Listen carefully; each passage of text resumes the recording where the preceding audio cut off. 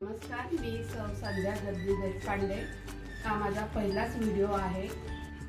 लसणाच्या चटणीसाठी लागणारं साहित्य: लसूण 3 गड्ड्या सोलून घ्यायचा आहे, तिखट पावडर, मीठ आणि तेल, थोडंसं पाणी।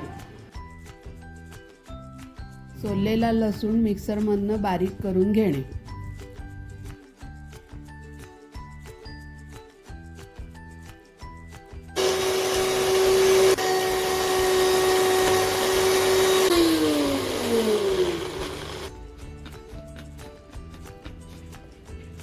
बारीक केलेला लसूण एका वाटीत काढून घेणे। त्यानंतर कढईत तेल टाकून गरम करायला ठेवणे।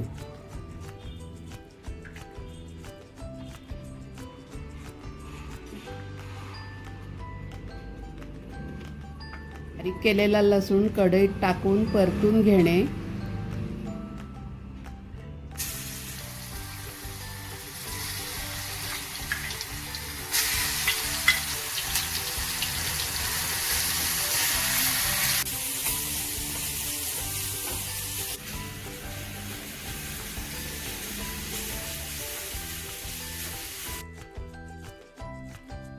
दुसऱ्या एका वाटीत पाणी घेऊन त्यात तिखट पावडर टाकून त्याची पेस्ट तयार करणे।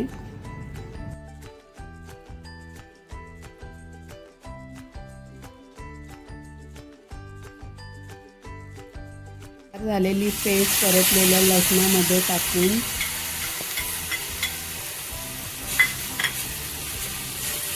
त्यात चवीप्रमाणे मीठ टाकून परतून घेणे।